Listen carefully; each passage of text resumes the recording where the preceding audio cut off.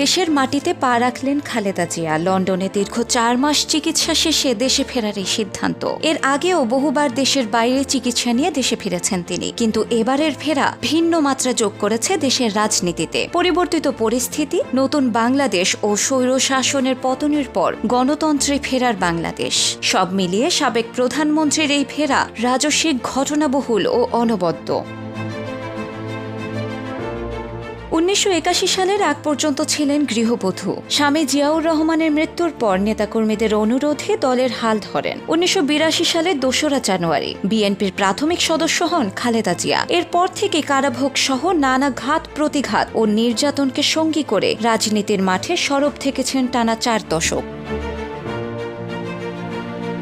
1987 সাল থেকে এরশাদ হটাও, এক দফার আন্দোলনে পান দেশ নেতার খ্যাতি। নিরলস ও আপোষহীন সংগ্রামে স্বৈরাচার এরশাদের পতনের মধ্য দিয়ে 1991 সালে সংসদ নির্বাচনে সংখ্যাগরিষ্ঠতা পায় বিএনপি। প্রথমবারের মতো দেশের প্রধানমন্ত্রী নির্বাচিত হন বেগম খালেদা জিয়া। এরপর 1996 সালে দ্বিতীয়বার এবং 2001 সালে নির্বাচনে তৃতীয়বারের মতো প্রধানমন্ত্রী হন।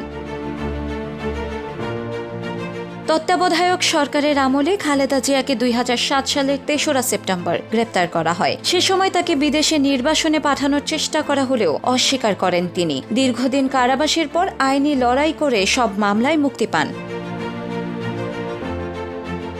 এরপর 2009 সালে ক্ষমতায় আসে স্বৈরাচার শাসক। 2018 সালে 5 বছরের সাজা দিয়ে প্রথমে পুরান ঢাকার পরিত্যক্ত কারাগারে নিয়ে রাখা হয় বিএনপি চেয়ারপারসনকে। সে বছর এপ্রিলে অসুস্থ হয়ে পড়লে তাকে নেওয়া হয় পিজি হাসপাতালে। সেদিন শেষবারের মতো গাড়ি থেকে হেঁটে নামতে দেখা যায় সাবেক এই প্রধানমন্ত্রীকে।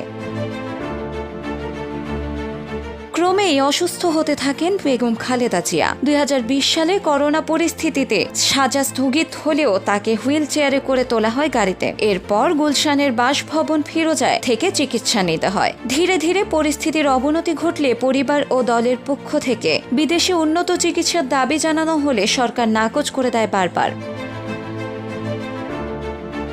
2021 সালের এপ্রিলে আক্রান্ত হন করোনায়। আরও জটিল কিছু রোগে আক্রান্ত হন ধীরে ধীরে। তারপরেও উন্নত চিকিৎসার অনুমতি পান না। আন্দোলন সংগ্রামের মধ্য দিয়ে 5ই আগস্ট ছাত্র জনতার গণ অভ্যুত্থানে শেখ হাসিনার পতন হলে অবসান হয় খালেদা জিয়ার বন্দি জীবনের।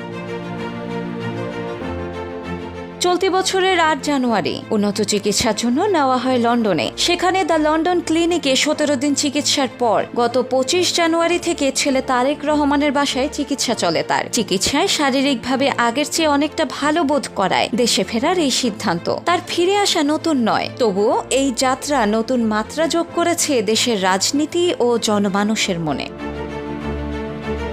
শিলা ইসলাম, সময়ের আলো।